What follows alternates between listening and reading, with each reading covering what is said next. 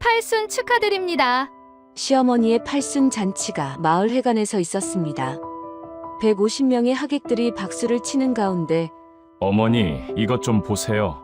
첫째 아주버님이 놀란 눈으로 문을 박차고 들어오는 제 남편을 가리킵니다. 남편이 건넨 봉투를 확인하자 시어머니는 그 자리에 그대로 기절했습니다. 이제 저희는 이 가족과 인연을 끊겠습니다. 이게 미쳤나? 형제들의 다툼이 시작되었습니다. 왜 행복해야 할 팔순 잔치에서 가족과 인연을 끊겠다는 걸까요?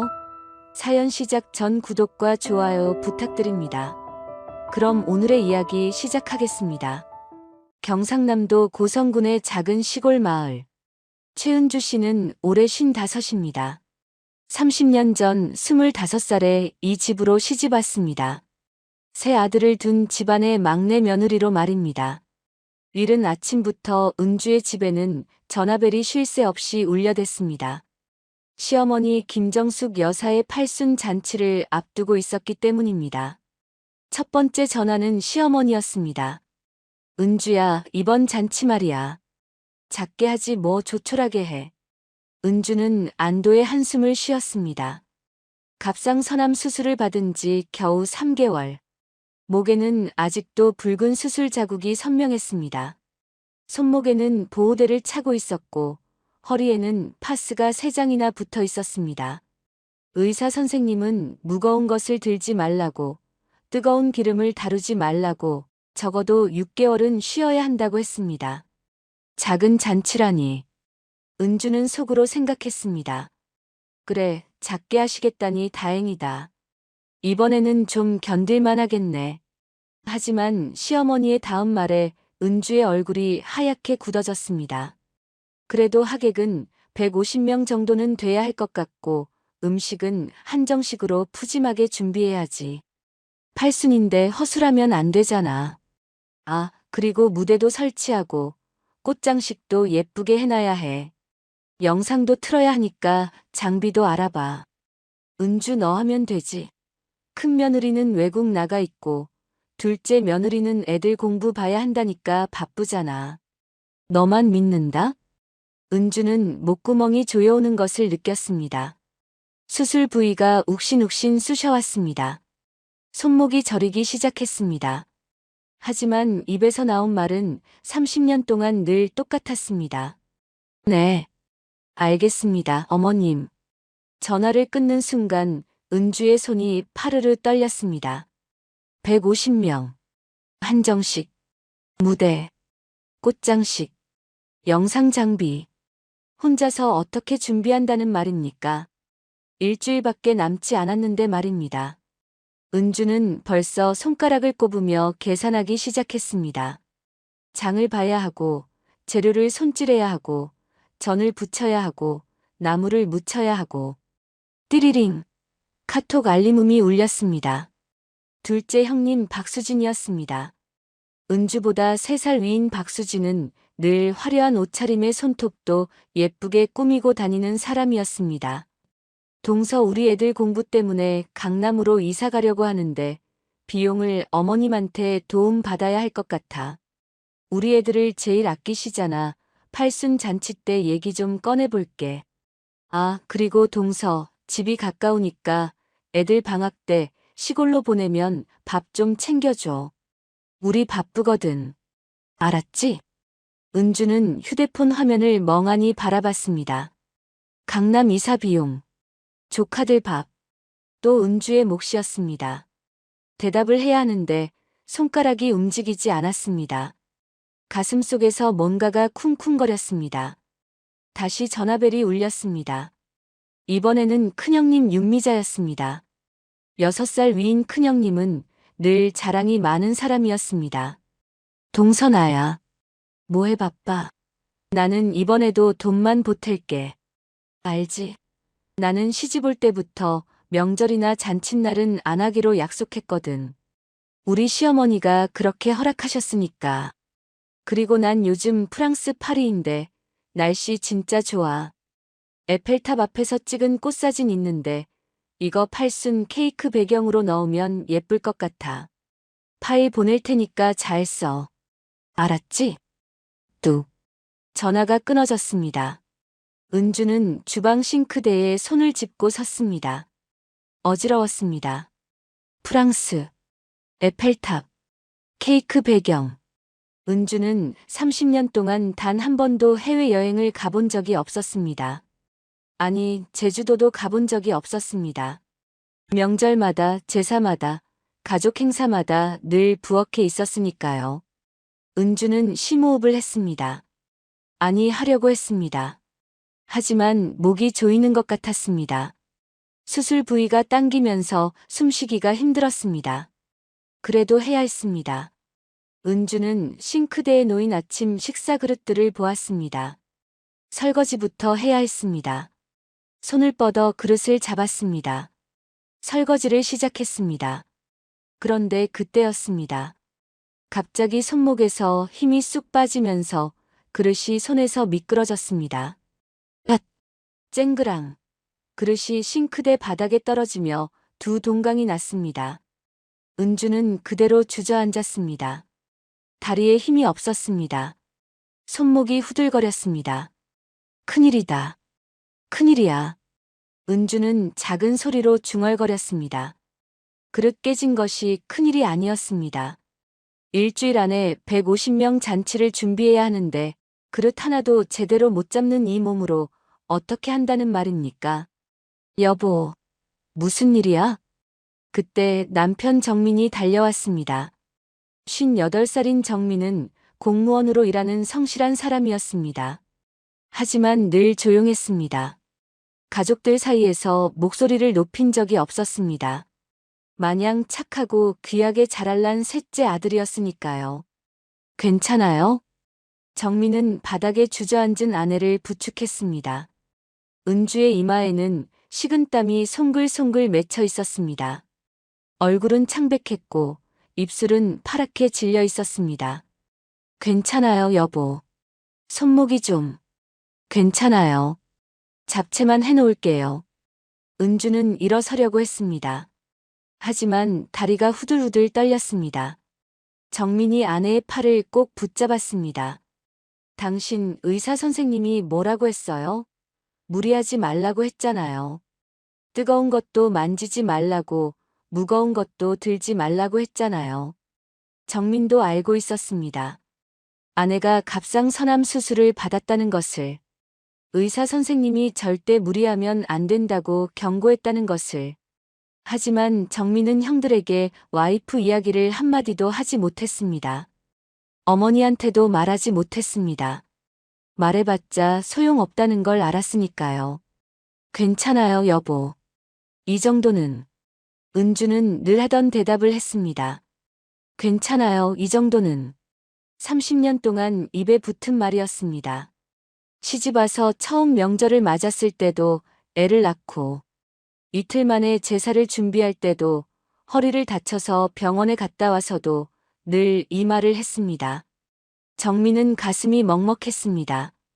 아내가 이렇게 아픈데 형들은 전화 한 통 없었습니다. 정민은 휴대폰을 꺼내 큰형에게 전화를 걸었습니다. 형님, 이번 어머니 팔순 잔치 때 형님이랑 형수님이 좀 도와주셔야 할 것 같은데요. 와이프가 요즘 몸이 안 좋아서요. 전화 너머로 큰형 정국의 목소리가 들렸습니다. 아니, 음식은 네 와이프가 잘하잖아. 서울서 내려가는 것도 힘든데 뭘 또 하라고. 우리 미자는 원래 그런 거 못한다고 결혼할 때 약속했거든. 너도 알잖아. 나도 맨날 집에서 햇밥 먹는다. 돈은 보낼게. 알아서 잘해. 정민은 이를 악물었습니다. 주먹을 쥐었습니다. 하지만 말은 나오지 않았습니다. 둘째 형 정훈에게도 전화를 걸었습니다. 형님, 지금 어디세요? 어머니 팔순 잔치 때 좀 도와주셔야 할 것 같은데요. 나 지금 세부야. 애들 방학이라 가족여행 왔지. 바다가 정말 예쁘네. 방학 끝나면 들어갈게. 어머니한테 잘 말씀드리고 동생 재수씨한테도 고맙다고 전해줘. 툭. 전화가 끊어졌습니다. 정민은 주먹을 쥔 채 서 있었습니다. 손톱이 손바닥에 파고들었습니다. 하지만 아무 말도 하지 못했습니다. 30년 동안 늘 그랬습니다. 셋째였으니까요. 어머님과 형님들은 항상 너를 어떻게 키웠는데 막내하면서 저를 어린애 취급만 하셨습니다. 형님들 말씀을 거역할 수 없었습니다. 그냥 참는 게 편했습니다. 아니, 참아야만 했습니다. 부엌에서는 은주가 다시 일어나 주방에 서 있었습니다. 손목 보호대를 찬 채로 허리에는 파스를 붙인 채로 메모장을 꺼내 뭔가를 적기 시작했습니다. 갈비 10kg, 나물 20가지, 잡채 대접 50개 분량, 전 10가지, 김치 100포기. 정민이 다가가 메모장을 보자 은주가 힘없이 웃었습니다. 요리 목록이에요. 어머님이 아까 전화하셨거든요.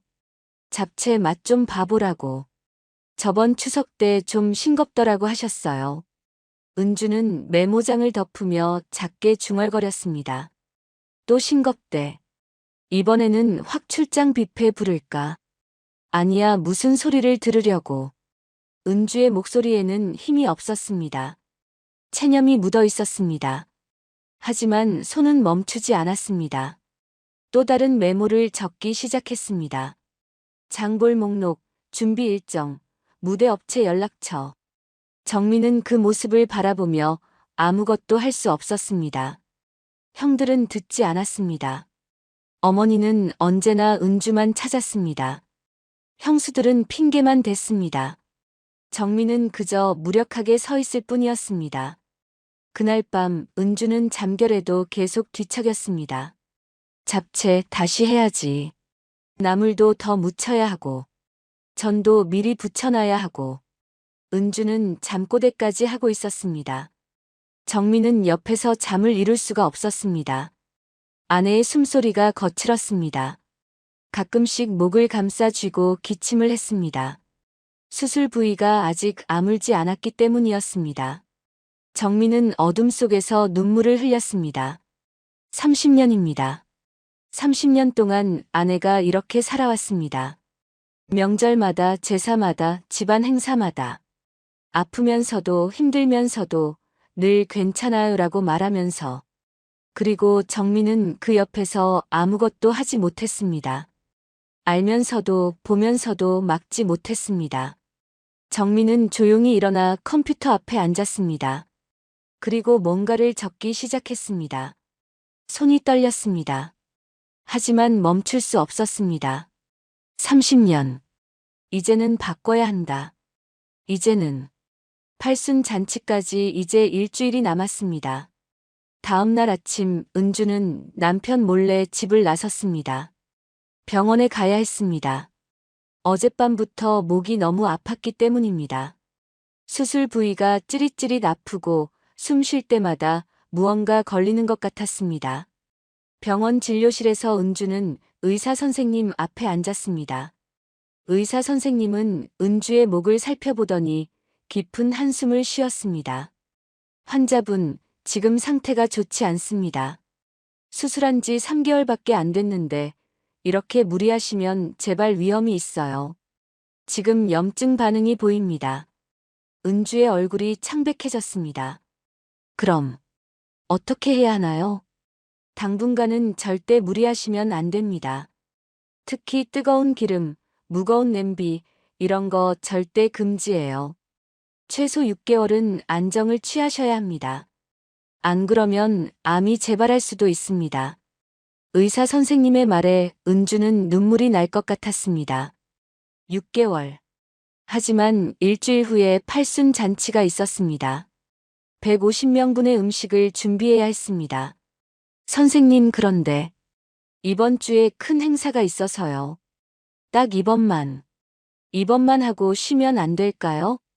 의사 선생님은 고개를 저었습니다. 환자분, 몸이 제일 중요합니다. 행사는 다른 분이 하시게 하세요. 은주는 진단서와 약 처방전을 받아들고 진료실을 나왔습니다. 복도를 걸으면서 은주는 무의식 중에 목의 수술 부위를 만지작거렸습니다. 아팠습니다. 많이 아팠습니다. 이번만 하면 되는데. 은주는 작게 중얼거렸습니다. 집으로 돌아오는 길 버스 안에서 은주는 진단서를 꺼내봤습니다. 갑상선암 수술 후 관리 소견서라는 글자가 선명했습니다. 절대 안정 필요, 재발 위험 경고 같은 무서운 말들이 적혀 있었습니다. 집에 도착한 은주는 진단서를 물끄러미 바라봤습니다. 남편이 이걸 보면 어떻게 될까요? 분명 걱정할 겁니다.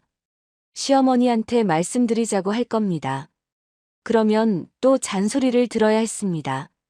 그럴 줄 알았으면 병원에 가지 말았어야지. 이제 와서 아프다고 하면 어떻게 같은 말들을 말입니다. 은주는 진단서를 찢기 시작했습니다. 조각조각 작게 찢었습니다. 약봉투도 함께 찢었습니다. 그리고 쓰레기 봉투에 깊숙이 넣었습니다. 남편이 보면 안 됐습니다. 걱정만 끼칠 뿐이었으니까요. 여보가 보면 걱정할 테니까. 은주는 쓰레기 봉투를 묶으며 혼잣말을 했습니다. 그리고 다시 주방으로 갔습니다. 해야 할 일이 산더미였습니다. 띠리링. 카톡 알림이 울렸습니다. 둘째 형님 박수진이었습니다. 동서 팔순 잔치 때 영상 찍을 거지. 우리 애들 많이 나오게 해줘. 애들이 할머니한테 꽃다발 드리는 장면 꼭 넣어야 해. 알았지? 은주는 한숨을 쉬었습니다. 대답도 하기 전에 또 메시지가 왔습니다. 아, 그리고 친구들한테 자랑 좀 해야겠다. 박수진이 자랑하는 모양이었습니다. 은주가 휴대폰을 내려놓으려다 우연히 박수진이 올린 글이 슬쩍 보였습니다. 다른 사람들 댓글이 달린 글이었습니다. 우리 시어머니 팔순잔치 준비 중이에요. 우리 애들 효심이 대단하죠? 할머니 팔순 선물로 용돈 100만 원 드린대요. 애들이 알바해서 모은 돈이래요. 기특하죠? 댓글들이 달려 있었습니다. 와, 효자 효녀네요. 아, 부럽다. 은주는 휴대폰을 내려놓았습니다. 가슴이 답답했습니다. 효심. 용돈 100만 원. 하지만 정작 음식 준비는 은주가 혼자 하고 있었습니다. 다시 전화벨이 울렸습니다. 큰형님 윤미자였습니다. 동서나야. 파일 받았어? 에펠탑 사진. 그거 케이크 배경으로 꼭 써. 알았지? 우리 파리에서 찍은 건데 진짜 예쁘거든. 케이크 집에다 미리 말해놔. 네. 알겠습니다. 아, 그리고 우리 옷은 화이트 톤으로 맞춰 입을 거거든. 동서도 색깔 안 튀는 걸로 입어. 사진 찍을 때 조화로워야 하니까. 전화가 끊어졌습니다. 은주는 휴대폰을 꼭 쥐었습니다. 손이 떨렸습니다. 또 전화가 왔습니다. 이번엔 시어머니였습니다. 은주야, 나야. 음식 준비는 어떻게 되고 있어? 열심히 준비하고 있습니다, 어머님. 그래. 그런데 말이야, 전이랑 갈비랑 나물은 내가 하는 게 제일 맛있더라고. 저번 제사 때 내가 한 갈비찜 사람들이 얼마나 칭찬하던지. 그러니까 이번에도 내가 다 해줘. 은주표가 최고야. 네. 어머님. 아, 그리고 잡채도 소금 간 좀 세게 해. 어른들이 드실 거니까 싱거우면 안 돼. 알았지? 네, 알겠습니다. 전화를 끊고 은주는 그대로 주방 바닥에 주저앉았습니다. 갈비 10kg, 전 10가지, 나물 20가지, 잡채. 그걸 언제 다 준비한다는 말입니까? 손목은 힘이 없고, 목은 아프고, 허리는 끊어질 것 같은데 말입니다. 그날 밤 은주는 잠을 이룰 수가 없었습니다. 침대에 누워 있어도 머릿속에서는 계속 계산이 돌아갔습니다. 내일은 장을 봐야 하고, 모레는 재료를 손질해야 하고, 그 다음 날은 새벽 2시. 은주는 일어나 냉장고 앞으로 갔습니다. 냉장고 문을 열고 그 앞에 서 있었습니다. 차가운 냉기가 얼굴에 닿았습니다. 은주는 냉장고 문을 붙잡고 조용히 울었습니다. 나는 언제까지 이래야 하는 거지. 작은 목소리였습니다. 남편이 들으면 안 됐습니다. 은주는 입을 손으로 막고 울었습니다. 어깨가 흔들렸습니다. 30년입니다. 30년 동안 명절마다, 제사마다, 집안 행사마다 은주가 다 했습니다. 큰 형수는 나는 안 하기로 했다고 했고, 둘째 형수는 애들 공부 때문에 바쁘다고 했습니다. 그래서 늘 은주였습니다. 한참을 울고 나서 은주는 냉장고 문을 닫았습니다. 그리고 다시 주방으로 갔습니다. 메모장을 꺼내 내일 해야 할 일들을 적기 시작했습니다. 울어봤자 소용없었습니다. 해야 했으니까요. 침실에서는 남편 정민이 잠에서 깼습니다. 은주가 없었습니다. 정민은 일어나 거실로 나왔습니다. 주방에 불이 켜져 있었습니다. 조용히 다가가 보니 은주가 메모장에 뭔가를 적고 있었습니다. 은주는 가끔씩 목을 만지작거렸습니다. 그리고 기침을 했습니다. 목을 감싸 쥐고 괴로워하는 모습이었습니다. 정민은 문틀에 기대 서서 그 모습을 바라봤습니다. 가슴이 미어졌습니다. 아내가 아픈 걸 알면서도 정민은 아무것도 할 수 없었습니다. 형들은 듣지 않았고 어머니는 은주만 찾았고 정민은 그저 셋째일 뿐이었습니다. 정민은 조용히 돌아서서 컴퓨터 앞에 앉았습니다. 어젯밤에 적던 메모를 다시 꺼냈습니다. 그리고 뭔가를 더 적기 시작했습니다. 일주일 후 팔순 잔치. 그날 나는 정민의 손이 떨렸습니다. 하지만 멈출 수 없었습니다. 이제는 바꿔야 했습니다. 그 다음 날 아침 정민은 쓰레기를 버리러 나갔습니다. 음식물 쓰레기 봉투를 들고 밖으로 나가는데 봉투가 찢어지면서 안에 있던 것들이 쏟아졌습니다.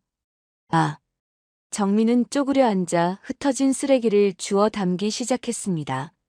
그런데 그때 젖은 종이 조각 하나가 눈에 띄었습니다. 엄마, 오늘도 난 사람이 아니었어. 정민은 손을 멈췄습니다. 이게 뭐지? 종이를 집어들었습니다. 반쯤 젖어서 글씨가 번져 있었지만 분명히 아내의 글씨였습니다. 정민은 쓰레기 더미를 더 뒤지기 시작했습니다. 그러자 또 다른 종이 조각들이 나왔습니다. 찢어진 편지 조각들이었습니다. 그리고 약봉투도 있었습니다. 약봉투에는 갑상선암 환자용이라고 적혀 있었습니다. 이게 뭐야? 정민은 더 찾았습니다. 그리고 찢어진 진단서 조각을 발견했습니다. 조각들을 맞춰보니 글씨가 보였습니다. 갑상선암 수술 후 관리 소견서. 재발 위험. 절대 안정 필요. 정민의 손이 떨렸습니다. 재발 위험. 절대 안정. 아내가 병원에 다녀온 게 언제였지? 며칠 전이었습니다. 그런데 왜 이걸 버렸을까요? 왜 말하지 않았을까요? 정민은 편지 조각들을 더 모았습니다. 수십 장이 나왔습니다. 모두 작게 찢어져 있었습니다. 정민은 그 조각들을 하나하나 맞춰보기 시작했습니다. 결혼기념일에도 김장을 했어. 여보는 미안하다고만 했어. 시댁 식구들은 나를 사람 취급 안 해. 난 그냥 일손이야. 정민이는 착한 사람이야. 하지만 나를 안 봐줘. 그게 더 외로워. 정민은 편지를 읽으며 숨이 막혔습니다. 이게 아내가 쓴 글이었습니다. 누구한테 보내려던 걸까요? 아니었습니다. 편지 끝에 이렇게 적혀 있었습니다. 이건 절대 정민이가 보면 안 돼. 그 사람 걱정만 할 테니까. 정민은 그 자리에 주저앉았습니다. 쓰레기 봉투 옆에 털썩 앉아서 편지 조각들을 꼭 쥐었습니다. 내가 뭘 한 거지? 정민의 목소리가 떨렸습니다. 눈물이 났습니다. 30년 동안 아내는 이렇게 외로웠던 겁니까? 착하지만 나를 안 봐준다고, 그게 더 외롭다고 쓴 그 문장이 가슴을 찔렀습니다. 정민은 편지 조각들을 조심스럽게 주머니에 넣었습니다. 그리고 다시 쓰레기 더미를 뒤졌습니다. 혹시 더 있을까 싶어서였습니다. 또 나왔습니다. 엄마라고 시작하는 편지들이었습니다. 아내는 돌아가신 장모님한테 편지를 쓰고 있었던 겁니다. 말할 사람이 없으니까 엄마한테 쓴 거였습니다. 미안해. 미안해. 정민은 울먹였습니다. 아내가 이렇게 힘들었는데 정민은 알면서도 못 본 척했습니다. 아니, 보려고 하지 않았습니다. 형들한테 말해봤자 소용없다고, 어머니는 원래 저러시니까 그렇게 생각하며 살았습니다. 정민은 쓰레기를 주워 담고 집으로 들어왔습니다. 은주는 마침 장을 보러 나가는 참이었습니다. 여보, 쓰레기 버렸어요? 은주가 물었습니다. 정민은 깜짝 놀라 편지 조각들이 든 주머니를 만졌습니다. 응, 버렸어. 고마워요. 나 장 보고 올게요. 오늘 재료 손질 시작해야 해서요. 은주는 힘없는 웃음을 지으며 나갔습니다. 목에는 스카프를 둘렀습니다. 수술 자국을 가리려는 거였습니다. 정민은 은주가 나가자마자 서재로 들어갔습니다. 편지 조각들을 책상 위에 펼쳐놓고 휴대폰으로 하나하나 사진을 찍었습니다. 진단서 조각들도 찍었습니다. 그리고 컴퓨터로 옮겼습니다. 정민은 서랍을 열어 오래된 앨범을 꺼냈습니다. 30년 전 결혼 사진부터 시작해서 지금까지의 사진들이 들어 있었습니다. 첫 장. 결혼식 날 은주의 얼굴이었습니다. 환하게 웃고 있었습니다. 눈이 초롱초롱 빛났고 입가에는 설렘이 가득했습니다. 정민은 다음 장을 넘겼습니다. 첫 명절 사진. 은주는 한복을 입고 있었지만 웃음이 조금 어색했습니다. 또 넘겼습니다. 첫 아이를 낳고 찍은 사진. 은주는 피곤해 보였지만 그래도 웃고 있었습니다. 10년 후. 은주의 얼굴에서 웃음이 줄었습니다. 20년 후. 은주의 눈빛이 흐려졌습니다. 그리고 지금. 최근에 찍은 사진 속 은주는 웃는 것 같은데 웃지 않았습니다. 눈에는 빛이 없었습니다. 입가만 억지로 올라가 있었습니다. 내가 이렇게 만들었구나. 정민은 앨범을 덮었습니다. 가슴이 너무 아팠습니다. 정민은 컴퓨터를 켰습니다. 그리고 사진 파일을 열었습니다. 은주의 사진들을 시간 순서대로 늘어놓았습니다. 밝던 얼굴에서 지쳐가는 얼굴로 변하는 모습이 한눈에 보였습니다. 정민은 편지 사진들도 불러왔습니다. 그리고 진단서 사진도 불러왔습니다. 이것들을 모아서 영상을 만들기로 했습니다. 팔순 잔치날. 정민은 이 영상을 틀 겁니다. 사람들 앞에서, 형들 앞에서, 어머니 앞에서. 정민은 영상 편집 프로그램을 열었습니다. 서툴렀지만 해야 했습니다. 하나하나 사진을 배치하기 시작했습니다. 은주의 웃던 얼굴부터 지친 얼굴까지. 병원 진단서. 편지 내용들. 이제라도 늦지 않았으면. 정민은 중얼거리며 영상을 만들었습니다. 밤을 새워서라도 만들어야 했습니다. 시계를 보니 벌써 밤 11시였습니다. 은주가 장을 보고 와서 하루 종일 재료 손질을 했습니다. 지금은 부엌에서 설거지를 하고 있었습니다. 정민은 서재 문을 살짝 열고 부엌을 바라봤습니다. 은주가 손목을 만지작거리며 설거지를 하고 있었습니다. 허리를 자주 펴고 목을 돌렸습니다. 아픈 게 분명했습니다. 조금만 기다려. 조금만. 정민은 작게 속삭였습니다. 그리고 다시 컴퓨터 앞에 앉았습니다. 팔순 잔치까지 이제 닷새가 남았습니다. 나흘이 흘러 드디어 잔치 전날이 되었습니다. 은주는 이른 아침부터 고성군 1위 문화회관으로 향했습니다. 남편이 운전을 했고 뒷좌석에는 무대 장식용 꽃과 현수막이 가득 실려 있었습니다. 문화회관 대여비 15만 원은 은주 통장에서 나갔습니다. 큰형수가 돈은 낸다고 했지만 항상 은주가 먼저 돈을 쓰고 나중에 영수증을 제출해야 돌려받는 식이었습니다. 성금을 주면 편할 텐데 늘 이런 식이었습니다. 장을 볼 때도 무대꽃을 살 때도 음료수를 살 때도 모두 은주 돈으로 먼저 사야 했습니다. 영수증을 모아뒀다가 나중에 달라고 하면 큰형수는 영수증 어디 갔어? 찾아봐야겠네 하며 며칠씩 미루곤 했습니다. 여보, 내가 들게요. 정민이 무거운 꽃바구니를 들려고 했지만 은주가 먼저 손을 뻗었습니다. 괜찮아요. 제가 할게요. 당신은 무대 쪽 봐줘요. 은주는 꽃바구니를 들어 올렸습니다. 순간 손목에서 뚝 소리가 났습니다. 은주는 얼굴을 찡그렸지만 참았습니다. 무대 쪽으로 걸어가 꽃을 배치하기 시작했습니다. 1시간쯤 지났을까요? 은주는 무대 배경을 세우다가 그만 비틀거렸습니다. 다리에 힘이 풀렸습니다. 은주는 무대 기둥에 쓰러지듯 기댔습니다. 마침 옆에서 준비를 돕던 동네 아주머니가 달려왔습니다. 은주 씨, 괜찮으세요? 얼굴이 왜 그래요? 괜찮아요, 언니. 좀 어지러워서요. 괜찮긴요. 얼굴이 하얗게 질렸어요. 앉아요, 앉아. 물 좀 드세요. 아주머니가 물을 건넸습니다. 은주는 물을 마시며 숨을 고르려 했습니다. 하지만 손이 떨렸습니다. 물컵을 제대로 잡을 수가 없었습니다. 은주 씨, 몸이 안 좋으면 다른 사람들한테 좀 시키세요. 왜 혼자 다 하려고 그래요? 아니에요, 괜찮아요. 조금 쉬면 돼요. 은주는 억지로 웃었습니다. 하지만 숨을 쉴 때마다 목이 쓰렸습니다. 수술 부위가 당기고 아팠습니다. 그때 문화회관 입구로 둘째 형수 박수진이 아이들을 데리고 들어왔습니다. 고등학교 2학년, 중학교 3학년인 두 아이였습니다.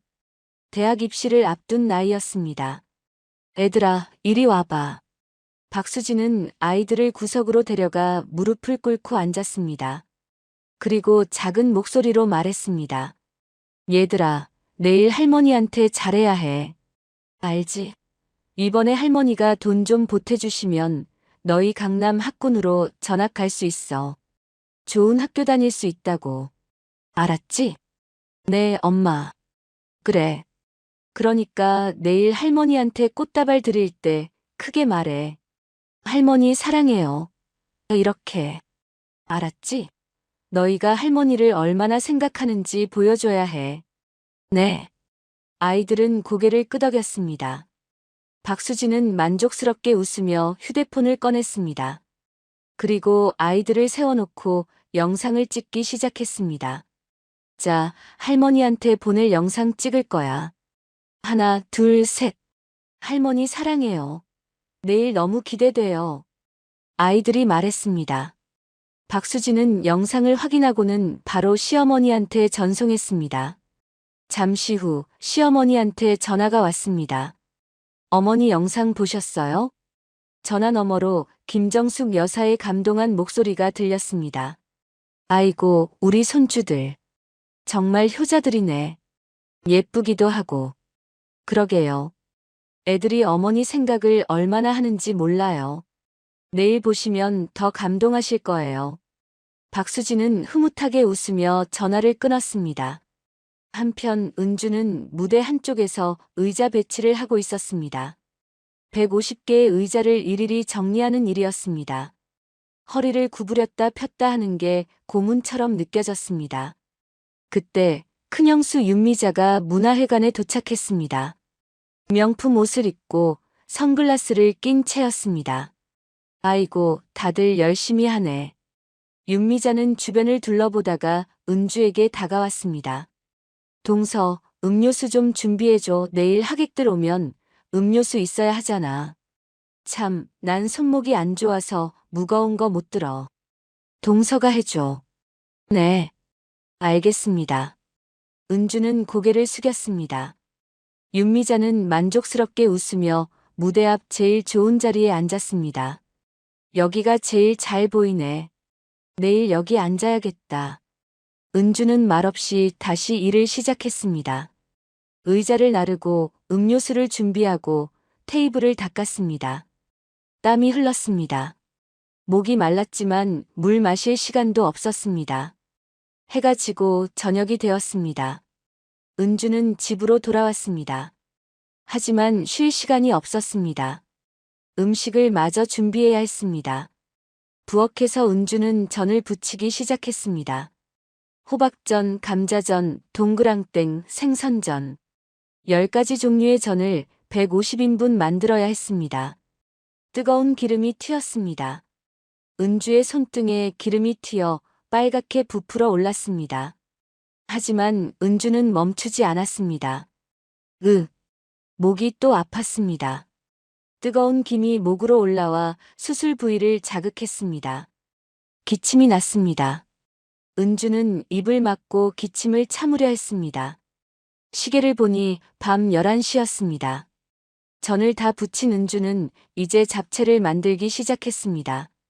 당면을 삶고 야채를 볶고 고기를 넣고 대접 50개 분량이었습니다. 자정이 지났습니다. 은주는 이제 김치를 담그기 시작했습니다. 어머님과 시댁 식구들은 근방에서 무친 겉절이를 좋아했거든요. 이제 통에 담는 작업이었습니다. 새벽 1시. 은주의 손은 김치 양념으로 빨갛게 물들어 있었습니다. 손목 보호대는 벗어놓았습니다. 보호대를 차고는 일을 할 수가 없었으니까요. 새벽 2시. 은주는 마지막 음식을 마무리했습니다. 그런데 그때였습니다. 갑자기 코에서 무언가 흘러내렸습니다. 은주는 손으로 코를 만졌습니다. 손에 빨간 피가 묻었습니다. 코피였습니다. 은주는 휴지를 뽑아 코를 막았습니다.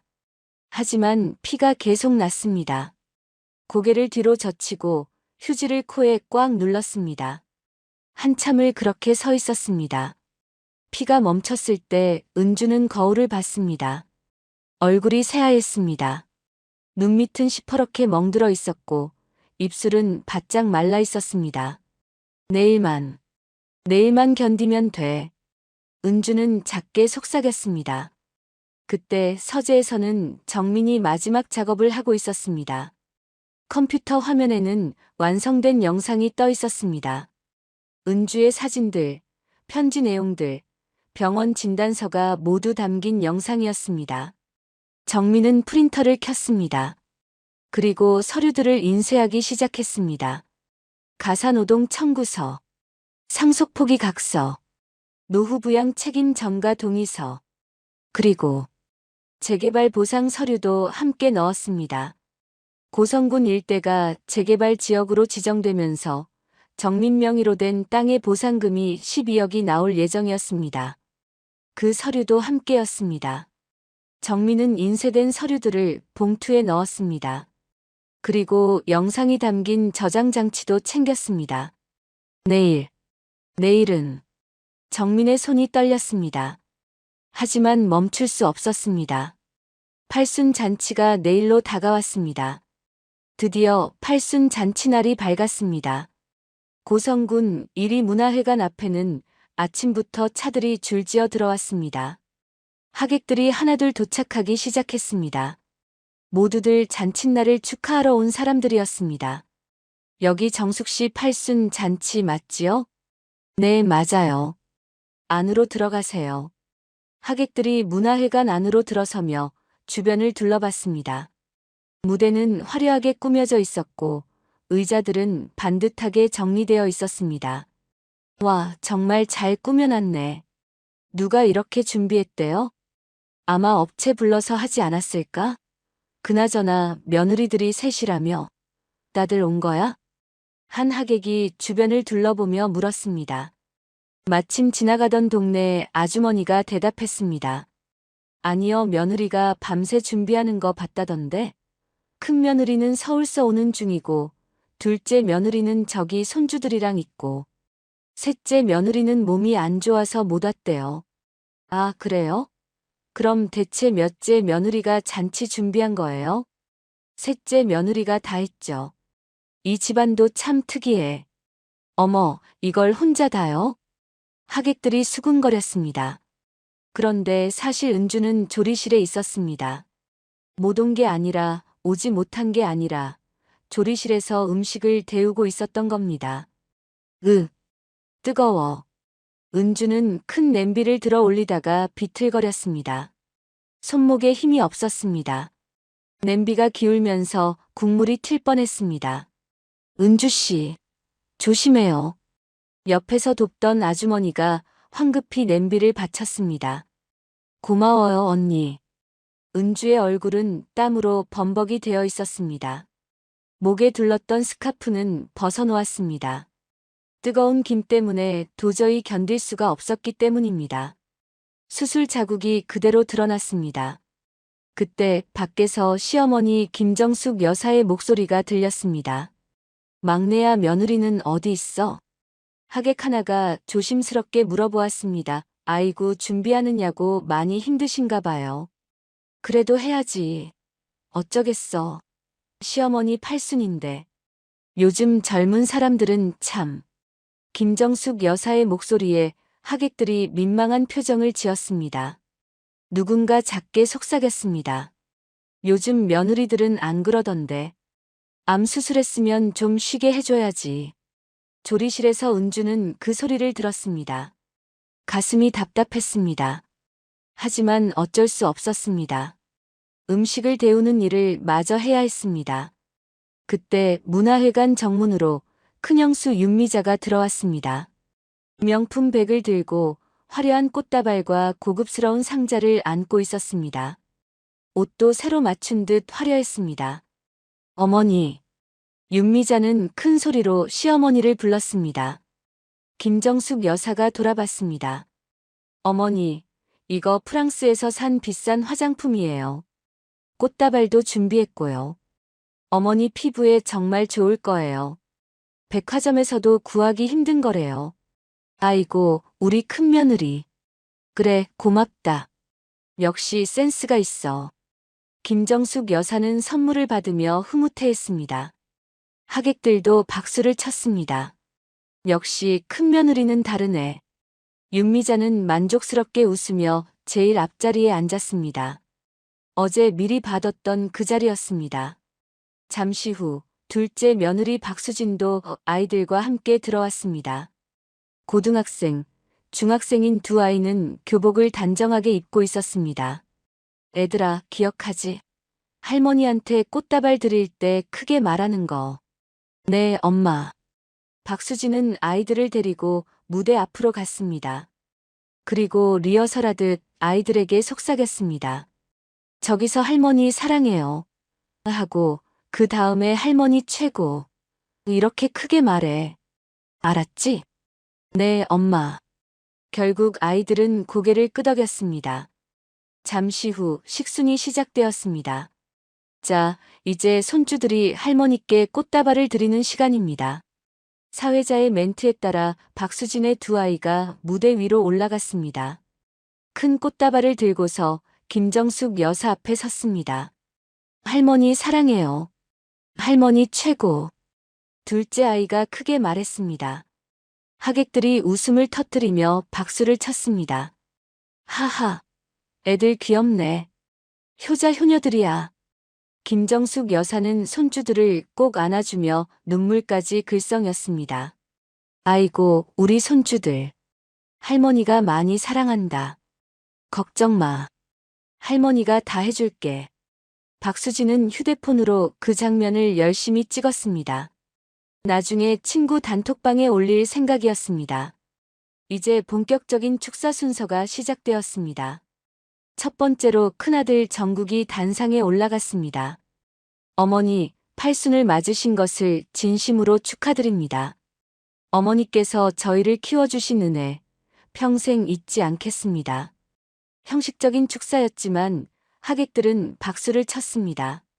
둘째 아들 정훈도 단상에 올라 짧은 축사를 했습니다. 어머니, 건강하게 100세까지 사시길 바랍니다. 그리고 마지막으로 윤미자와 박수진이 함께 단상에 올라갔습니다. 저희는 정말 며느리 복을 많이 받은 시어머니라고 생각합니다. 윤미자가 말했습니다. 그렇죠. 어머니는 저희를 딸처럼 아껴주셨어요. 박수진도 거들었습니다. 하객들이 박수를 쳤습니다. 김정숙 여사는 손주들을 쓰다듬으며 말했습니다. 역시 내 새끼들이야. 다들 효자 효녀들이지. 그 순간 조리실 문이 열렸습니다. 은주가 나왔습니다. 얼굴은 창백했고 옷은 땀에 젖어 있었습니다. 은주는 객석 뒤쪽으로 조용히 들어가 벽에 기대 섰습니다. 무대 옆에서는 정민이 서 있었습니다. 주머니 속에서 작은 저장 장치를 만지작거렸습니다. 심호흡을 했습니다. 손이 떨렸습니다. 정민은 은주를 봤습니다. 아내의 지친 얼굴을 봤습니다. 그리고 결심했습니다. 정민은 조용히 무대 뒤로 갔습니다. 거기에는 노트북이 놓여 있었습니다. 정민은 저장 장치를 꺼내 노트북에 꽂았습니다. 그때 은주와 정민의 눈이 마주쳤습니다. 은주는 고개를 갸웃거렸습니다. 남편이 왜 저기 있지? 정민은 은주에게 작게 고개를 끄덕였습니다. 미안해. 그리고 고마워. 정민의 입술이 움직였습니다. 은주는 무슨 뜻인지 몰랐지만 불안한 느낌이 들었습니다. 사회자가 마이크를 잡았습니다. 자, 이제 마지막으로 셋째 아들 정민 씨의 축사가 있겠습니다. 박수로 맞아주시죠. 하객들이 박수를 쳤습니다. 정민은 단상으로 걸어갔습니다. 한 걸음 한 걸음. 계단을 올라 단상 위에 섰습니다.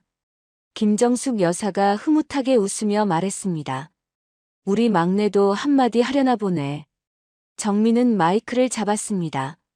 그리고 하객들을 천천히 둘러봤습니다. 형들의 얼굴도, 형수들의 얼굴도, 그리고 뒤쪽에 서 있는 아내의 얼굴도 봤습니다. 정민은 입을 열었습니다. 팔순 잔치의 분위기가 바뀌려는 순간이었습니다. 정민은 마이크를 잡고 하객들을 천천히 둘러봤습니다. 객석은 조용했습니다. 모두들 셋째 아들의 축사를 기다리고 있었습니다. 정민은 입을 열었습니다.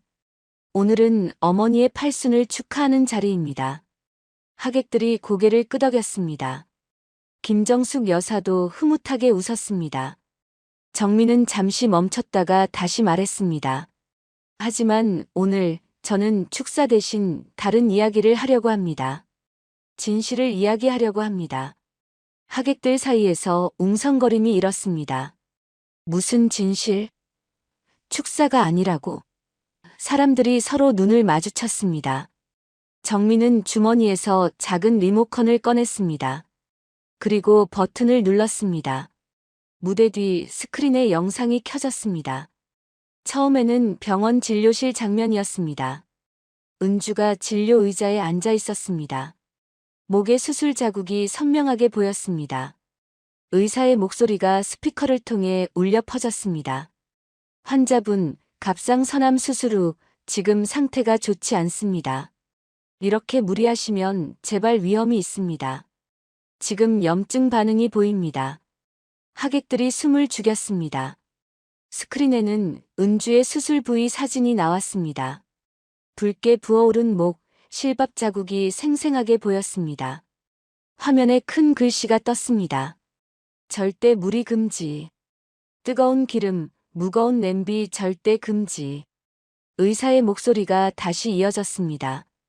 당분간은 절대 무리하시면 안 됩니다. 최소 6개월은 안정을 취하셔야 합니다. 재발하면 생명 위험까지 갈 수 있습니다. 객석에서 누군가 어머 하고 작게 탄식했습니다. 영상이 바뀌었습니다. 이번에는 사진들이 연속으로 나왔습니다. 은주가 부엌에서 일하는 모습들이었습니다. 젊은 시절부터 지금까지 30년치의 사진들이었습니다. 화면 위에 글씨가 떴습니다. 1994년 천명절. 사진 속 은주는 25살이었습니다. 밝게 웃으며 전을 붙이고 있었습니다. 2000년 제사 준비. 은주의 얼굴에 피곤함이 보이기 시작했습니다. 2005년 유산 후에도 김장. 은주는 배를 감싸 쥐고 김장독 앞에 앉아 있었습니다. 눈가가 부어 있었습니다. 2015년 허리 부상 후에도 명절 준비. 은주는 허리에 보호대를 차고 음식을 나르고 있었습니다. 2024년 암 수술 3개월 후. 팔순 잔치 준비. 최근 사진이었습니다. 은주는 손목 보호대를 차고 목에는 수술 자국이 있는 채로 전을 붙이고 있었습니다. 하객들의 숨소리마저 멈춘 것 같았습니다. 누군가는 손으로 입을 막았고 누군가는 눈물을 닦았습니다. 영상이 또 바뀌었습니다. 이번에는 병원 진료 기록이 나왔습니다. 손목 인대 파열 무릎 연골 손상 치료 기록 허리 디스크 치료 기록 의료 기록들이 모두 하필이면 시댁의 제사 명절 생일상 차린 이후 날짜들로 가득했습니다. 모두 차례로 화면에 떴습니다. 그리고 마지막으로 편지가 나왔습니다. 화면에 글씨가 천천히 나타나기 시작했습니다. 정민이 아내에게 쓴 편지였습니다. 정민의 목소리가 조용히 흘러나왔습니다. 은주에게. 미안해. 이 말밖에 할 수가 없어. 당신이 명절마다 기름에 데인 손을 찬물에 담그며 괜찮아요 라고 할 때 나는 알았어. 하지만 모른 척했어. 당신이 한밤중에 냉장고 앞에서 혼자 울 때도 나는 못 들은 척했어. 당신이 결혼기념일에 오늘 어디 갈까? 라고 물었는데 시댁에서 김장하러 오라는 전화가 왔을 때 당신 눈에서 빛이 사라지는 걸 봤어. 그런데도 나는 미안해. 내년에는 꼭. 이라고만 했지. 내년은 오지 않았어. 30년 동안. 당신은 매번 여보, 나 좀 힘들어라고 말하려다가 입을 다물었어. 내가 형들한테 한마디도 못하는 걸 알았으니까. 그래서 당신은 혼자 쓰레기 봉투에 편지를 쓰고 버렸지. 나한테 걱정 끼치지 않으려고. 이제는 내가 말할게. 당신이 30년 동안 참았던 그 말을 내가 대신 할게. 편지가 끝나자 객석에서 훌쩍이는 소리가 여기저기서 들렸습니다. 화면에 마지막 문장이 크게 떴습니다. 30년 당신은 혼자였습니다. 이제는 제가 함께하겠습니다. 영상이 꺼졌습니다. 5초간 정적이 흘렀습니다. 누군가 헛기침을 했습니다. 정민은 다시 마이크를 잡았습니다. 그리고 봉투에서 서류들을 꺼내 들어 보였습니다. 이것은 제 아내의 의료 기록입니다. 그리고 이것은 정민은 다음 서류를 꺼냈습니다. 30년 무급 가사노동 청구서입니다. 명절 준비, 제사 준비, 집안 행사, 김장, 청소, 빨래. 30년 동안 제 아내가 해온 모든 일의 추정 금액입니다. 정민은 서류를 높이 들었습니다. 하객들이 숨을 죽이고 바라봤습니다. 4억 2천만 원입니다. 객석에서 웅성거림이 일었습니다. 4억 2천만 원? 사람들이 놀라 서로를 쳐다봤습니다. 큰형수 윤미자가 벌떡 일어났습니다. 얼굴이 새하얗게 질렸습니다. 이게 어디서 망신이야? 가족 잔치 자리에서 이게 무슨 짓이야? 윤미자가 소리쳤습니다. 하지만 정민은 침착하게 말을 이었습니다. 망신인가요? 30년 동안 아픈 몸으로 일하게 만든 건 망신이 아니고 이걸 말하는 게 망신인가요? 윤미자는 입을 다물었습니다. 할 말이 없었습니다. 둘째 형수 박수진은 얼굴이 하얗게 질린 채 아이들을 데리고 슬금슬금 뒤로 물러났습니다. 손주들도 무슨 일인지 몰라 당황한 표정이었습니다. 정민은 계속 말했습니다. 형님들은 돈만 내면 효도라고 생각하셨죠. 큰형수님은 나는 안 하기로 했다고 하셨고 둘째 형수님은 애들 공부 봐야 한다고 하셨습니다. 그래서 30년 동안 모든 일은 제 아내가 혼자 했습니다. 큰형 정국이 일어서려고 했습니다. 하지만 옆에 앉은 하객이 그의 팔을 붙잡았습니다. 일단 들어보시죠. 정국은 다시 앉았습니다. 얼굴은 붉게 달아올라 있었습니다. 하객 중 한 명이 박수를 치기 시작했습니다. 천천히 조심스럽게. 그러자 다른 하객들도 하나둘 박수를 치기 시작했습니다. 박수 소리가 점점 커졌습니다. 김정숙 여사는 자리에서 벌떡 일어나려고 했습니다. 하지만 다리에 힘이 풀려 다시 주저앉았습니다. 얼굴이 새하얗게 질려 있었습니다. 정민은 마지막으로 말했습니다. 오늘 저는 더 이상 침묵하지 않겠습니다. 제 아내도 저도 이제는 이 가족의 굴레에서 벗어나겠습니다. 객석 뒤쪽에서 은주는 눈물을 흘리며 서 있었습니다. 믿을 수 없었습니다. 남편이 조용하던 남편이 30년 동안 아무 말 없던 남편이 이렇게 말하고 있었습니다. 정민은 은주를 바라봤습니다. 그리고 작게 고개를 끄덕였습니다. 팔순 잔치장은 더 이상 축하의 자리가 아니었습니다. 진실이 드러난 자리였습니다. 박수 소리가 점점 커지는 가운데 정민은 다시 봉투에서 서류를 꺼냈습니다. 이번에는 여러 장의 종이였습니다. 정민은 서류를 하나씩 들어보이며 말했습니다. 이것은 상속 포기 각서입니다. 저는 어머니의 재산에 대한 상속권을 포기합니다. 하객들이 웅성거렸습니다. 김정숙 여사의 얼굴이 조금 밝아졌습니다. 하지만 정민의 다음 말에 다시 굳어졌습니다. 대신 고성군 재개발 보상금 12억 원은 저희 부부가 전액 사용하겠습니다. 이 땅은 제 명의로 되어 있습니다. 법적으로 제 소유입니다. 순간 객석이 술렁거렸습니다. 12억? 재개발 보상금? 사람들이 놀라 서로를 쳐다봤습니다. 정민은 말을 이었습니다. 형님들, 이 땅 기억하시죠? 10년 전에 제가 제 돈으로 샀을 때 형님들이 나중에 같이 전원주택 짓고 농사 지으며 살자고 하셨습니다. 저도 그렇게 하려고 했습니다. 형제끼리 모여 살면 좋겠다고 생각했습니다. 하지만 형님들은 어땠습니까? 정민은 큰형을 똑바로 쳐다봤습니다. 명절 한번 내려오기 힘들다고, 시골은 답답하다고 하셨죠. 전원주택 계획은 형님들이 먼저 포기하셨습니다. 그리고 이제 재개발로 돈이 되니까 형제끼리 나누자고 하시는 겁니까?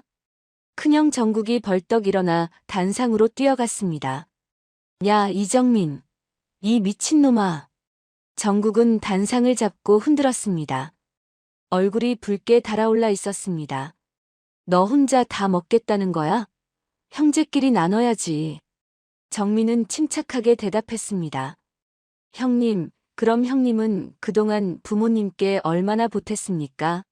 사업하신다고 돈 빌려 쓰신 건 언제 갚으셨습니까?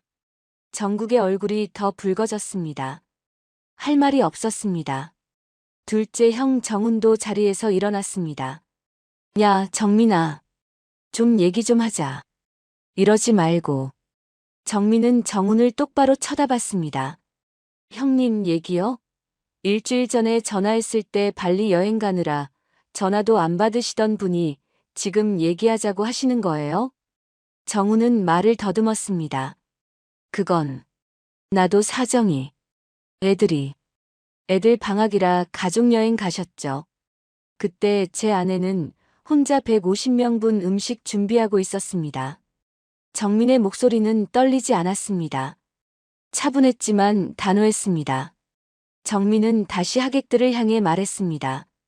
여러분, 제가 준비한 영상이 하나 더 있습니다. 정민은 리모컨을 다시 눌렀습니다. 스크린에 사진들이 나타나기 시작했습니다. 첫 번째 사진. 명절날 온 가족이 모여 웃고 있는 사진이었습니다. 하지만 은주만 보이지 않았습니다. 2018년 추석, 은주는 부엌에서 설거지 중. 두 번째 사진. 제사상 앞에서 가족들이 절을 하고 있었습니다. 역시 은주는 없었습니다. 2020년 제사, 은주는 음식 나르는 중. 세 번째 사진. 김정숙 여사가 병원 침대에 누워있고 가족들이 문병을 왔습니다. 은주만 없었습니다. 2022년 어머니 입원, 은주는 집에서 밀린 빨래 중. 사진들이 계속 이어졌습니다. 가족 사진마다 은주는 없었습니다. 항상 일하고 있었기 때문입니다. 하객들이 한숨을 쉬었습니다. 누군가는 고개를 저었습니다. 정민은 말을 이었습니다. 형님들은 돈만 되면 효도인 줄 아셨습니다. 명절에 500만 원 드리고 생신에 100만 원 드리고 그러면 효도한 거라고 생각하셨죠. 하지만 정작 음식 준비하고 청소하고 설거지하고 어머니 병원 모시고 가는 건 누가 했습니까? 객석이 조용해졌습니다. 정민의 목소리만 울려 퍼졌습니다. 가족이니까 말씀드립니다. 남이었으면 진작에 인연 끊었습니다. 그 순간 김정숙 여사가 자리에서 벌떡 일어났습니다. 온몸이 떨리고 있었습니다. 불효자. 내가 감히 어디서. 김정숙 여사의 목소리가 떨렸습니다. 분노와 당황이 섞여 있었습니다. 내가 뭔데 나한테 이래. 내가 널 어떻게 키웠는데. 정민은 시어머니를 똑바로 쳐다봤습니다. 어머니, 저는 형편없는 남편입니다. 제 아내를 지켜주지 못했으니까요. 하지만 어머니를 포함한 이 가족은 제 아내한테 남보다 못했습니다. 아니, 남이었으면 이렇게까지 못합니다. 가족이라는 이름으로, 효도라는 이름으로 30년 동안 한 사람을 갈아 넣었습니다. 이게 가족입니까? 저는 더 이상 이런 가족의 일원이고 싶지 않습니다. 김정숙 여사는 할 말을 잃었습니다. 입을 벌렸다 닫았다 반복했습니다. 하객 중 한 명이 작게 속삭였습니다. 저건 좀 심했네. 암 수술하고 3개월밖에 안 됐다고. 그러게 말이야. 아무리 그래도. 큰형수 윤미자가 벌떡 일어나 소리쳤습니다. 우리도 피해자인데 우리만 나쁜 사람 만들지 말고. 그러자 하객 중 한 명이 큰 소리로 말했습니다. 당신들은 뭐 했는데요? 프랑스 여행 다녀오시면서 뭐 하셨어요? 윤미자는 얼굴이 빨개져서 주저앉았습니다. 둘째 형수 박수진은 이미 아이들을 데리고 출구 쪽으로 가 있었습니다. 손주들은 어리둥절한 표정으로 엄마를 따라갔습니다. 정민은 마지막 서류를 꺼냈습니다. 이것은 노후 부양 책임 전가 동의서입니다. 어머니의 노후는 장남이신 정국 형님과 차남이신 정훈 형님이 나누어 책임지시기 바랍니다. 저희 부부는 더 이상 이 가족의 일에 관여하지 않겠습니다. 정민은 서류를 단상 위에 내려놓았습니다. 그리고 마이크를 놓았습니다. 이상입니다. 변호사와 이미 상의가 끝났습니다. 법적으로 문제 없습니다. 이의가 있으시면 법대로 하시죠. 큰형 정국이 단상으로 뛰어올라 소리쳤습니다. 법? 가족끼리 법을 들이대? 너 정신이 있냐? 정민은 차갑게 대답했습니다. 가족이었다면 진작에 해결됐어야 했습니다. 30년 동안 기회가 있었습니다. 하지만 아무도 제 아내를 돌아보지 않았습니다. 정민은 단상에서 내려왔습니다. 그리고 객석 뒤쪽에 서 있는 은주에게로 걸어갔습니다. 은주는 눈물을 흘리며 서 있었습니다. 믿을 수 없다는 표정이었습니다. 정민은 은주의 손을 잡았습니다. 은주야, 이제 우리 가자. 이제 나랑 쉬자. 은주는 울먹이며 고개를 끄덕였습니다. 여보. 두 사람은 손을 잡고 문화회관 출구로 걸어갔습니다. 하객들이 박수를 쳤습니다. 천천히 하지만 점점 커지는 박수였습니다. 무대 위에는 김정숙 여사가 주저앉아 있었습니다. 옆에는 당황한 아들들이 서 있었습니다. 팔순 케이크만 덩그러니 무대 위에 남아 있었습니다. 잔치는 그렇게 끝이 났습니다. 정민과 은주는 문화회관 밖으로 나왔습니다. 햇살이 따뜻했습니다. 은주는 멈춰 섰습니다. 다리가 후들거렸습니다. 여보. 은주의 목소리가 떨렸습니다. 정민이 아내를 꼭 안았습니다. 괜찮아. 이제 다 끝났어.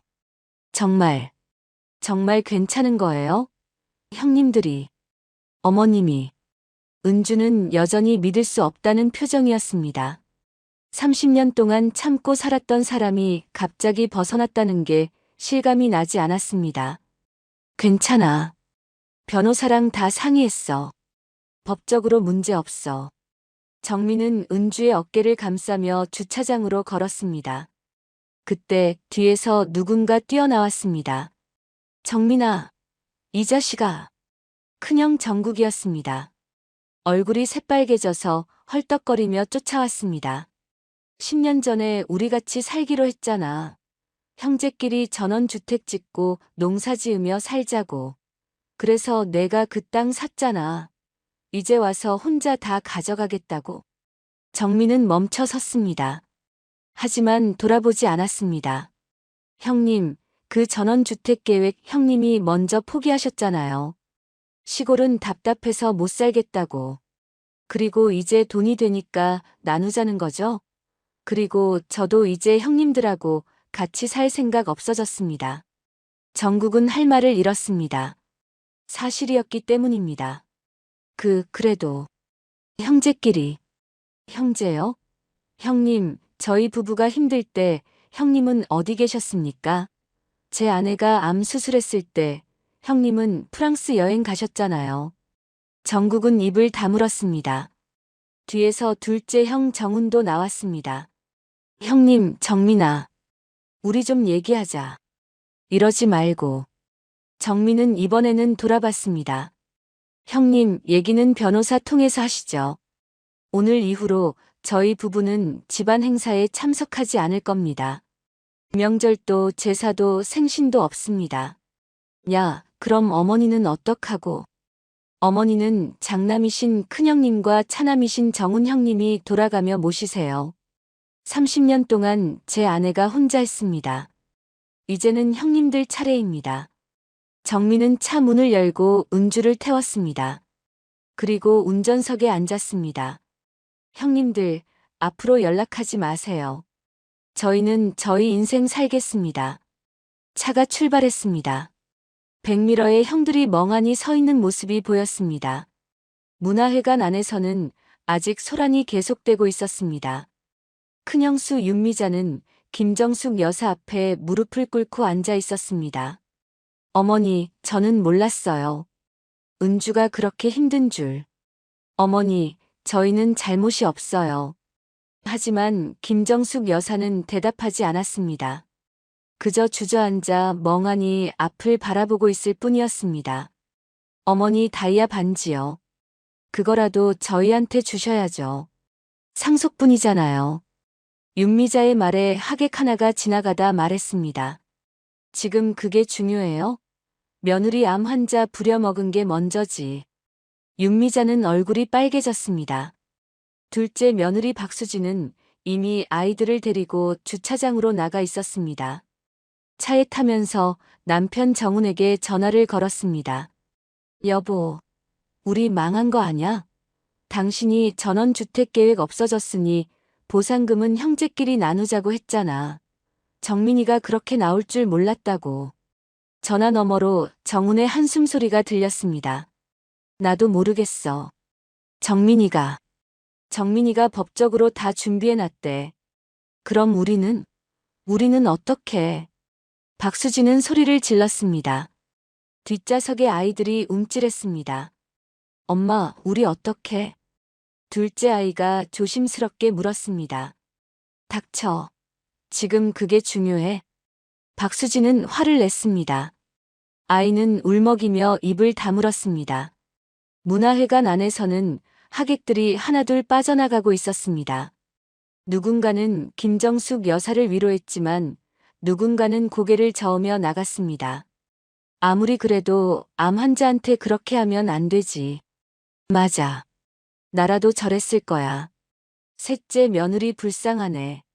30년을 참았다니. 하객들의 수군거림이 들렸습니다. 김정숙 여사는 그 소리를 들었지만 아무 말도 하지 못했습니다. 무대 위에는 팔순 케이크가 아직 그대로 있었습니다. 초도 켜지지 않았고 칼도 대지 않았습니다. 화려하게 장식된 케이크 위에는 80이라는 숫자 초가 꽂혀 있었습니다. 문화회관 조명이 하나씩 꺼지기 시작했습니다. 관리인이 정리를 시작한 것입니다. 여기, 식사는 어떻게 하시려고요? 관리인이 조심스럽게 물었습니다. 150인분의 음식이 조리실에 그대로 있었습니다. 정국이 힘없이 대답했습니다. 그냥 버리세요. 네?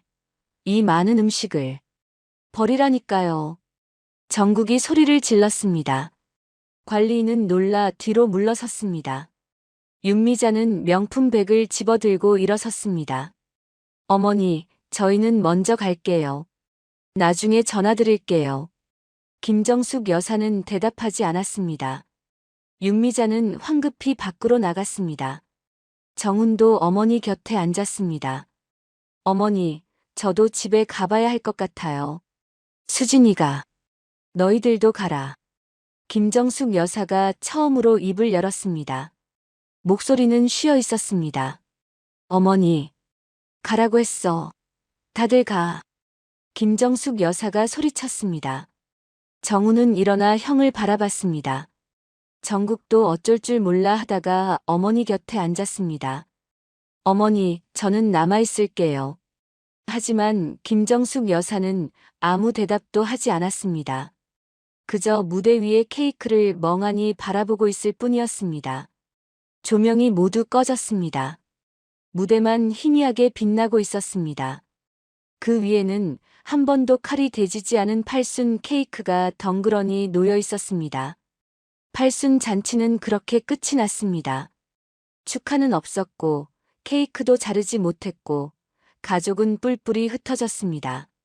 문화회관 밖 주차장에서는 정민의 차가 고성군을 벗어나고 있었습니다. 은주는 창밖을 보며 조용히 눈물을 흘리고 있었습니다.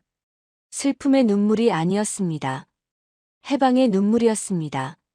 30년 만에 처음으로 자유로웠습니다. 집으로 돌아온 정민과 은주는 거실에 조용히 마주 앉았습니다.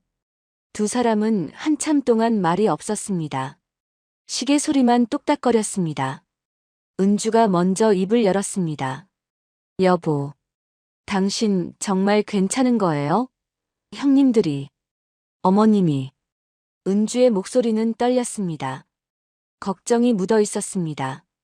정민은 은주의 손을 잡았습니다. 미안해. 내가 너무 늦었어. 정민은 일어나 서재로 갔습니다. 그리고 책상 서랍에서 편지 조각들을 꺼내왔습니다. 쓰레기 봉투에서 주운 그 편지들이었습니다. 이거, 당신이 쓴 편지지? 은주의 얼굴이 창백해졌습니다. 손으로 입을 막았습니다. 어떻게? 버렸는데. 쓰레기 버리다가 우연히 봤어. 이 편지들 읽으면서 내가 얼마나 비겁했는지 알았어. 정민은 편지 하나를 집어들었습니다. 정민이는 착한 사람이야. 하지만 나를 안 봐줘. 그게 더 외로워. 당신이 이렇게 외로웠는데 나는 뭘 한 거지? 정민의 목소리가 떨렸습니다. 은주는 눈물을 흘리기 시작했습니다. 여보, 당신 잘못 아니에요. 저도 말을 못했어요. 당신이 형님들한테 말해봤자 소용없다는 거 알았으니까. 아니야. 내가 형들한테 제대로 말했어야 했어. 어머니한테도 말했어야 했어. 당신을 지켜줬어야 했어. 정민은 은주를 꼭 안았습니다. 은주는 남편 품에서 소리내어 울었습니다. 이런 날이 올 줄 몰랐어요. 30년 동안 혼자였는데. 미안해. 정말 미안해. 한참을 그렇게 있다가 은주가 물었습니다. 여보, 그래도 당신 가족인데. 제가 너무 약했나 봐요. 정민은 고개를 저었습니다. 약한 게 아니야. 당신이 너무 강해서 버텨온 거야. 다른 사람 같았으면 진작 무너졌을 거야. 당신은 정말 강한 사람이야. 은주는 눈물을 닦으며 말했습니다. 나도 이제 괜찮다는 말 그만하고 싶어요. 30년 동안 매일 괜찮아요. 이 정도는. 이렇게 말했어요. 이제는 그 말 안 하고 싶어요. 정민은 은주의 손을 꼭 잡았습니다. 이제는 당신이 먼저야. 당신이 하고 싶은 거, 당신이 쉬고 싶은 거, 그게 우선이야. 그때 은주의 머릿속에 과거의 장면들이 스쳐 지나갔습니다. 25살 처음 시집왔던 날. 시어머니가 부엌으로 데려가며 말했습니다. 은주야, 우리 집은 이렇게 하는 거야. 알겠지?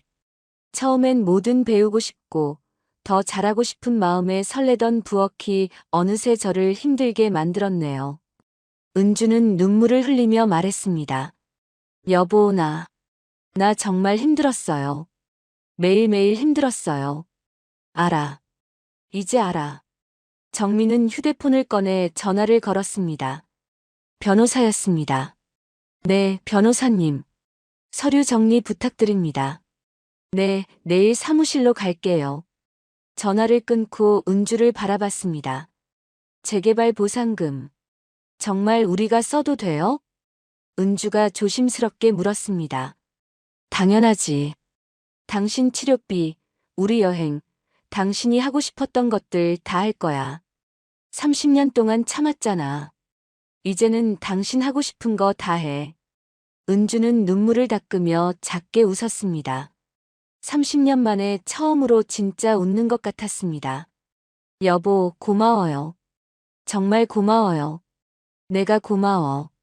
30년 동안 참아줘서. 두 사람은 손을 꼭 잡고 앉아 있었습니다. 창밖으로 해가 지고 있었습니다. 하지만 두 사람에게는 새로운 아침이 시작되는 것 같았습니다. 일주일이 지났습니다.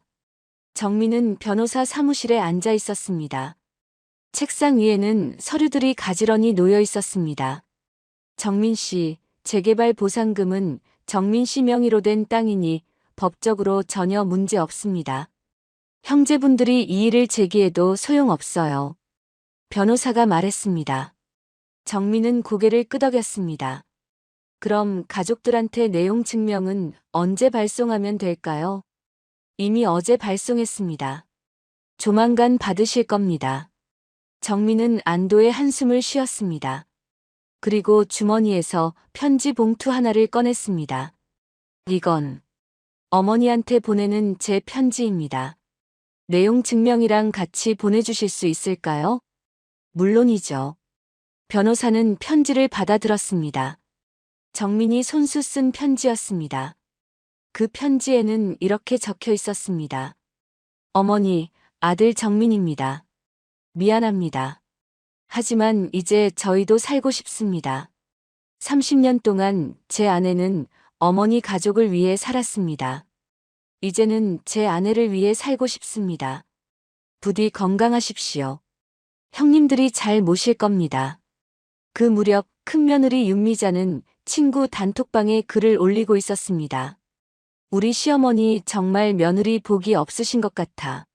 셋째 며느리가 너무 심하게 나왔어. 하지만 친구들의 반응은 예상과 달랐습니다. 언니, 근데 뉴스 봤어. 아픈 며느리 부려먹고 복이 어디 있어? 맞아. 암 수술하고 3개월밖에 안 됐는데 150명 잔치 음식 시켰다며? 언니네는 뭐 했는데? 프랑스 여행 다녀오면서. 윤미자는 얼굴이 빨개져서 휴대폰을 던져버렸습니다. 이게 무슨 뉴스까지 났다고. 둘째 며느리 박수진의 집에서는 부부 싸움이 한창이었습니다. 당신이 정민이한테 잘못 건드렸잖아. 이제 우리 어떡해? 손주들 시골에 더 안 보낼 거야. 박수진이 소리쳤습니다. 그래, 안 보내. 근데 그럼 유학비는 우리가 어떻게 내? 정훈이 한숨을 쉬었습니다. 그건. 박수진도 할 말이 없었습니다. 시어머니한테 기대하던 유학비는 이제 물 건너갔습니다. 큰형 정국은 정민에게 몇 차례 전화를 걸었습니다. 하지만 정민은 받지 않았습니다. 문자만 왔습니다. 형님, 연락하지 마세요. 변호사 통해서 하시죠. 정국은 휴대폰을 내려놓고 한숨을 쉬었습니다. 동생 정훈이 옆에 앉았습니다. 형님, 우리가 너무 심했던 거 아냐? 뭐가? 정민이 아내한테, 진짜 암 환자한테 그렇게까지 한 건 좀 심했던 것 같아. 정국은 대답하지 않았습니다. 하지만 마음속으로는 인정하고 있었습니다. 자신들이 잘못했다는 것을. 그 무렵 은주는 병원에서 재진료를 받고 있었습니다. 환자분 많이 좋아지셨어요. 염증도 많이 가라앉았고 이제 조금씩 일상생활 하셔도 될 것 같아요. 물론 무리는 금물이에요. 의사의 말에 은주는 환하게 웃었습니다. 감사합니다, 선생님. 병원을 나온 은주는 집으로 돌아왔습니다. 고성군의 작은 집. 하지만 이제는 이 집이 감옥처럼 느껴지지 않았습니다. 은주는 마당으로 나갔습니다. 텃밭에는 고추가 빨갛게 익어가고 있었습니다. 은주가 심은 고추였습니다. 여보, 뭐 봐? 정민이 마당으로 나왔습니다. 고추요. 제가 심은 거예요. 처음으로 제가 먹고 싶어서 키우는 거예요. 시댁에 갖다 드리려고 키운 게 아니라. 은주는 환하게 웃었습니다. 정민도 따라 웃었습니다. 은주야, 우리 여행 갈까? 여행이요? 응. 당신이 가고 싶은데. 어디든. 은주는 잠시 생각하더니 말했습니다. 제주도 가고 싶어요. 30년 동안 한 번도 못 가봤어요. 그래, 가자. 제주도 가고 당신이 가고 싶은데 다 가자. 정민은 은주의 손을 잡았습니다. 당신 30년 참았잖아. 이제 우리 하고 싶은 거 다 하자. 은주는 눈물을 글썽이며 고개를 끄덕였습니다. 그날 저녁 두 사람은 짐을 싸기 시작했습니다. 여행 가방에 옷을 넣고 여행 계획을 세웠습니다. 제주도 일주일 있다가 그 다음엔 부산도 가볼까? 좋아요. 바다 보고 싶어요. 그래, 바다 보러 가자. 창밖으로 해가 지고 있었습니다. 하지만 두 사람의 얼굴은 밝았습니다. 거실 벽에는 두 사람의 오래된 결혼 사진이 걸려 있었습니다. 25살, 28살의 젊은 부부가 환하게 웃고 있는 사진이었습니다. 그리고 지금 55살과 58살이 된 부부가 다시 웃고 있었습니다. 30년 만에 진짜 웃음을 찾은 것 같았습니다. 며칠 후 두 사람은 제주도행 비행기에 올랐습니다. 은주는 창밖을 보며 말했습니다. 여보, 구름이 예뻐요. 그래, 예쁘네. 정민은 은주의 손을 잡았습니다. 그리고 작게 속삭였습니다. 30년 참은 사람, 이제 좀 쉬게 해줘야죠. 비행기가 이륙했습니다. 하얀 구름 위로 올라갔습니다. 햇살이 눈부셨습니다. 그렇게 그들은 진짜 인생을 시작했습니다.